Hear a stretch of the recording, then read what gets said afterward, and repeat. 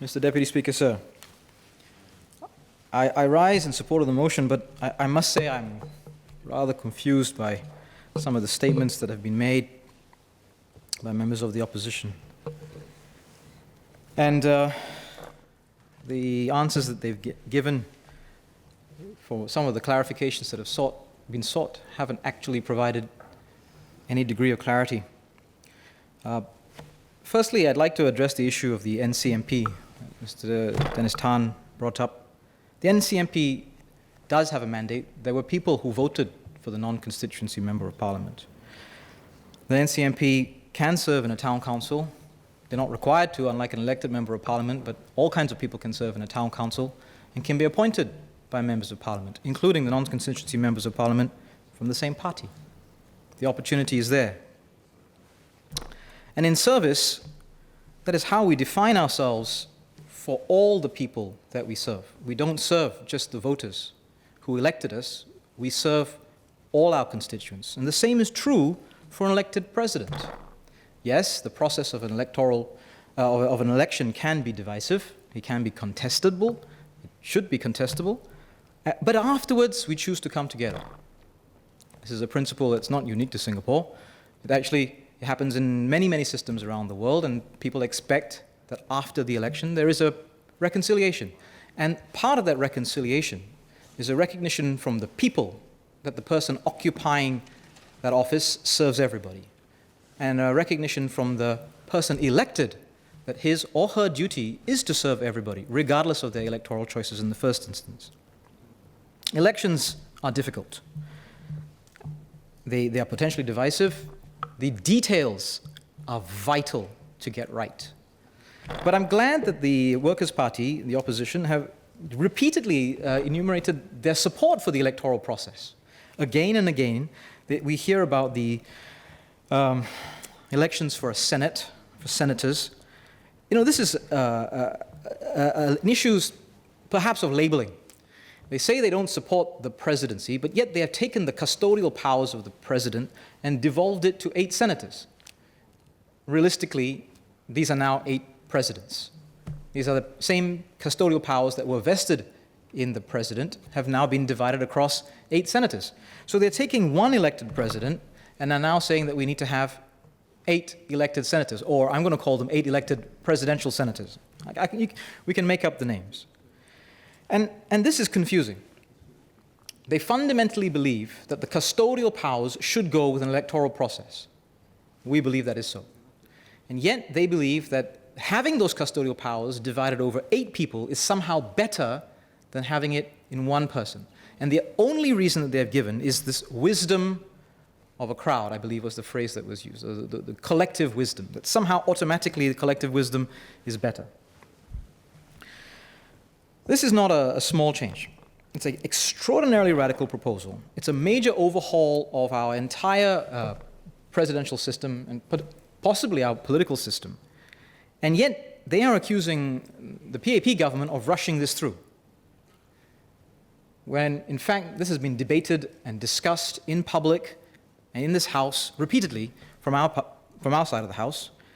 But they did not put this proposal forward. They did not submit this proposal to the Constitutional Commission. They did not submit it for public scrutiny or public debate. And at the last minute, when the vote is tomorrow on this motion before us, we hear of this extraordinarily radical proposal to take apart our president, make it symbolic, and elect another 8 people who are effectively the custodial presidents. I mean, the issue of being humble if you're making a radical change. I take Mr. Chun Sha Mao's point absolutely. And we should be humble and not suggest something so completely radical when the proposal before the House is an amendment to strengthen and adjust the existing system. The motion before the House is not about whether we should have an electoral process. The motion before the House is not whether we should completely upend the system. The motion before the House is how do we strengthen the existing elected presidency. The lack of clarity extends to this issue of inclusion versus exclusion. They seem not to actually fundamentally understand what it is that the Presidential Electoral Commission does.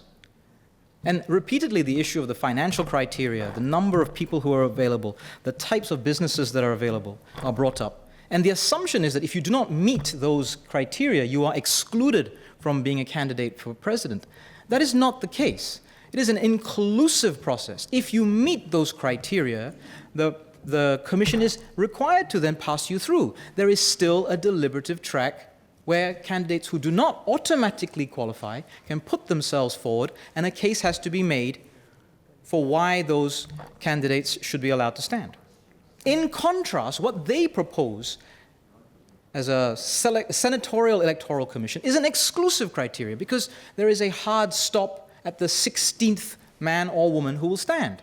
What separates out that 17th person from that 16th person? That is an absolute exclusion criteria. If you are the 17th person, whether you ran a $100 million company, whether you are someone in the people sector, whether you ran a $1 billion company, for whatever reason, under their proposal, the Senatorial Electoral Commission can exclude you. And by definition, that has to be, we've had some back and forth about whether the criteria are similar from the existing presidential candidate criteria, but if the pool of candidates that come forward every year change, if you had to select 16 out of 24 versus 16 out of 100, then those criteria are going to change year on year. Where is the transparency there? It is going to be arbitrary for a non-elected body to then decide who will be elected in. It is not the public. Under the existing system, the Presidential Electoral Commission can put anybody that meets the criteria forward, and it is the public then who has ultimate scrutiny over the process. Whether there's 1, 2, 3, or 100, it is the public then who decides about the integrity of this person who stands. It is the public then who makes the decision about what are the values that are expressed, and how did this individual demonstrate those values in the conduct of their duties, whether it was a $100 million company, whether it was a $500 million company, whether they were a community volunteer, or whether they were in public service. It is for the public to make those decisions. And if you have an exclusionary criteria where a non-elected body keeps people out, that is the complete opposite of democracy. It is an autocracy. That is what the proposal put before the House today is about. We are being asked to consider the difference in their option B versus our option A, the difference between a strengthening of our democracy and the assignment of an autocracy to an appointed body, where an appointed body can keep people out. How will this strengthen our multiracial fabric of our nation? I have a direct question for Mr. Faisal Manap, who's not here, but a direct question. Does he or does he not support the reserve election for a Malay candidate? It is a straightforward question. If he can't answer a yes or no, how do you expect a referendum to be constructed around this? Yes or no? Do you support the proposal that there will be a reserved election for a Malay candidate after many decades? It's a very simple question. Or does he prefer for that electoral mandate and for that custodial power that our next Malay president could have to be removed? And so our next Malay president will be, by his direction, a symbol only with no custodial power. What is going to be better for the Malay community? What is going to be better for all of us, regardless of our race and the color of our skin? For that president, that Malay president, to have only symbolic powers, or to have a combination of a symbolic and custodial powers, and to have stood in an election, even if it is an election against another Malay. It is still an electoral mandate that will be handed to the winning candidate by the people, and not by the Workers' Party or whoever has been appointed by the Parliament. It will not be an autocracy. It will be a strengthening of our democracy. These are serious issues, serious proposals, and frankly speaking, serious problems in some of the proposals that have been put up by option B by our Workers' Party.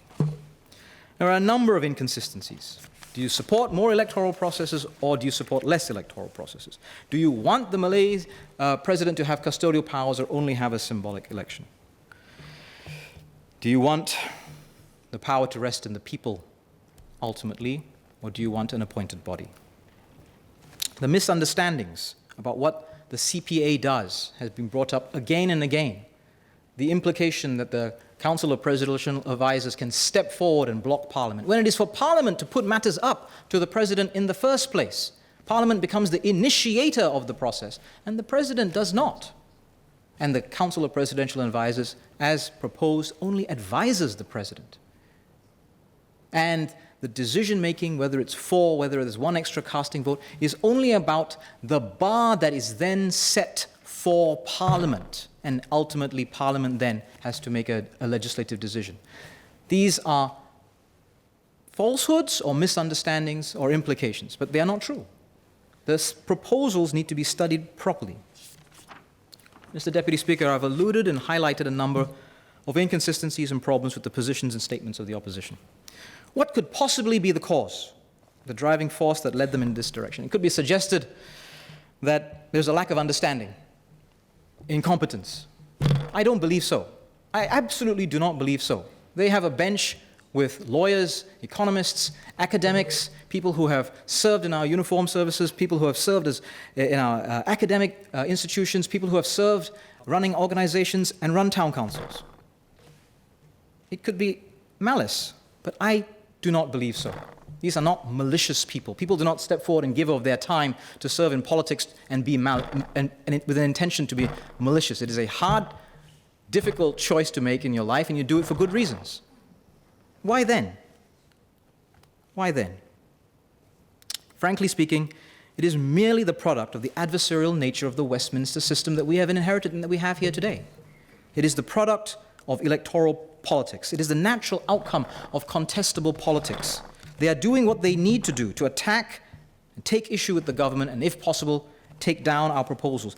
This is precisely why there is a need for a process that stands outside and above this House. They have demonstrated in their approach, in their ability to try to obfuscate, to add confusion, to misdirect and imply malice on our part, they have demonstrated exactly why we need a process and an office that stands apart and stands above.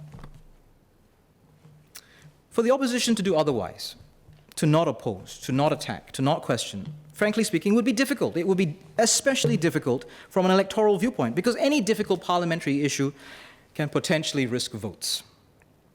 It takes great courage, confidence, and determination to support a motion or a bill that goes against the expressed views of your core party supporters.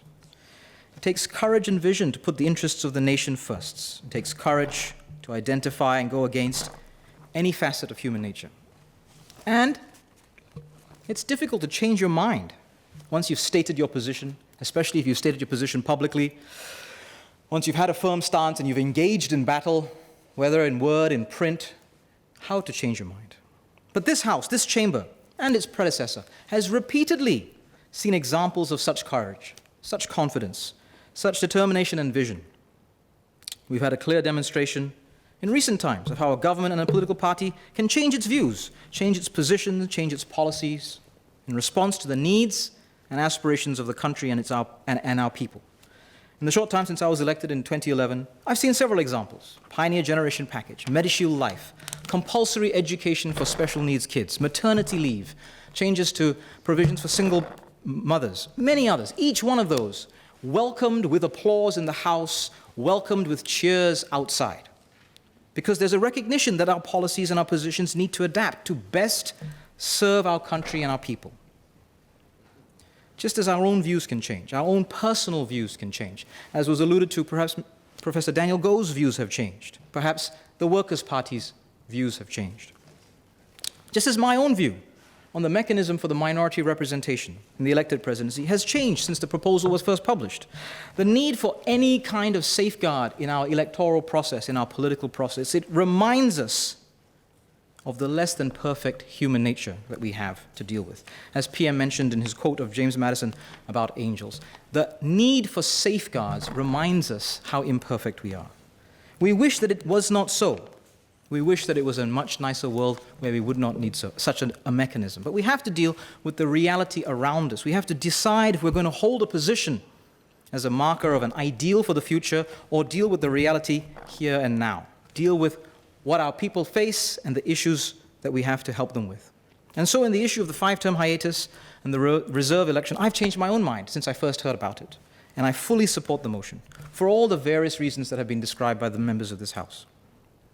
So, with an understanding of why the opposition does what it does, and you may or may not agree with me, an understanding of the opportunities that there are in this House to make lives and things better for Singapore and Singaporeans, and I believe you do agree with me, which is why you serve here, and embracing the possibility for change that I've just described, I want to propose a radical idea. I have a proposition for the opposition. I propose that the opposition supports the motion. Change your mind. Lose and leave behind your intransigence on this matter that has lasted more than 20, 25 years. Tomorrow we will need to vote. This is a constitutional amendment. We will need to vote, and the process is called a division. It doesn't have to be divisive. What if in this one instance we could have a demonstration of unity? You may ask, how could you possibly vote? How could you possibly vote to support this bill? You may also ask why you should possibly vote. Well, let me tell you why you should possibly vote. Yes, to support this bill. Why you should stand with the ayes. This is a bill that strengthens our democracy. This is a bill that strengthens our processes. It stands in the same vein as those processes that established a separate civil service that works for all Singaporeans without fear or favor. It stands in the same vein as our armed forces that swears loyalty to the Constitution and the President and will do what is necessary for our country, regardless of politics. It stands in the same vein that we have an Auditor General and an Attorney General that does what it has to do to uphold the law, to uphold the best principles of our Constitution and integrity, and not to serve a political agenda. It does all this and more. It strengthens the role of NCMPs and gives voice to people who perhaps had not had a voice before. It strengthens the diversity in this House. It allows our first elected Malay president after many decades. And it guarantees that we will have an elected president with representation across all the races. It does all this and more. And in its mechanism for that multiracial elected presidency, it has a natural sunset, where over time, that mechanism may no longer be needed. And so you have built into this constitutional amendment, I believe, one of the first times we can identify when we might truly arrive in the future as that ideal multiracial state. Not when we have an open, contested election of various races. That would just be the start. We need to have a few of those. We need to have a minority candidate that loses, and loses gracefully, not because of his or her color of skin, but because he or her was not the best person for the job. And then finally, we will need in this House, standing at one of these podiums, someone from one of the political parties to stand up and propose a constitutional amendment to remove the 5-term hiatus and the reserve election mechanism. And then we will know that there is political confidence that we can do so because there are no votes at risk. And we will have arrived at that ideal state as a multiracial nation. For all these reasons, you should support the bill. But how could you support the motion, given the position you've taken? Well, first of all, you need to understand and you need to convince people within your party and your co-supporters that the motion before you is not about whether we should have an elected presidency or not. You can continue to hold that line and support this bill. The matter before us is we are debating, given that we're going to have an elected presidency, what kind of elected presidency should we have? This is the reality of political progress and political compromise. There's no point having an extreme absolutist view and refuse to engage on what is the reality in front of you. Having an absolutist and extremist view is never going to be productive in politics. We need progress, we need some compromise. The matter of if the president should be elected, we've talked about why and how that's already been settled. So by voting in support of this motion, you can still hang on to your party's principled position and accept the reality of today. And the reality is that Singaporeans want to vote for the president. Your constituents, the vast majority of all our constituents, whether they voted for Workers' Party or any other opposition candidate, they voted in the presidential election. They may have supported different candidates, but they expressed a democratic voice. They support the idea of an elected presidency, and they will not accept having that democratic voice removed. Couldn't you consider adapting to that worldview after 25 years? Couldn't you demonstrate the ability to change, just as you expect other people to change? I've suggested why the opposition could vote for the motion with a clear conscience. I hope they will. We've heard several times now how symbols matter, and I think this could be one of the most important reasons why I believe they should. Symbolism is important not just in terms of words and flags and badges or a person, although all those are important, but perhaps more importantly in the symbolism of our actions. One of the most memorable images for me in this debate was the image evoked by Minister Yaakob Ibrahim of his whole clan turning up at Paya Lebar Airport to send off his brother. And you can imagine the joy, the celebration, the fun that they have at coming together as a family, and family being very loosely defined. The whole clan turns up. We instinctively understand his description. We smile. We wish all of our families could behave in that way all the time. We know what it means and we know why it's important. But why? Why is this important? The plane's not going to fly any faster. The journey's not going to be any safer because a whole town full of people turn up. Your well wishes can be written on a card. Your goodbyes can be spoken on the phone. Loving words can be said at home. You don't have to go all the way to the airport. But no, it's the action of accompanying that person, the action of going together as a family, of coming together as a family and standing there and waving through the glass. We understand this matters, and it demonstrates something in a symbolism far more powerful than any words or expressed wish might demonstrate. They stand together as one, even though some of them may be very distant relatives. The action says, we are one, and together we are here for you. Today, here, and tomorrow, we have a motion to strengthen our presidency and our nation. The president is meant to be an office that rises above politics, that acts as a symbol of national unity, that takes a long-term view, and that protects our national interests over and above anything else. This debate will become part of our historical record. Imagine how the record might demonstrate that in this House, we might have had a real engagement of ideas, where people are open to what is being said and not just who is saying it. A real discussion of policies and proposals where sometimes we are persuaded by the debate, that this is not just merely the transmission of a prepared speech, that we are listening to each other and engaging in a contest of ideas. And a contest of ideas requires people to be open to persuasion. Demonstrate in your actions tomorrow by voting for the bill to strengthen our system and our country. Vote and demonstrate the spirit behind the words, "Mari kita bersatu dengan semangat yang baru." Show that sense of unity, show that sense of purpose in support of a strengthening democracy here in Singapore. Madam Speaker, Mr. Deputy Speaker, sir, I support the bill. Thank you very much.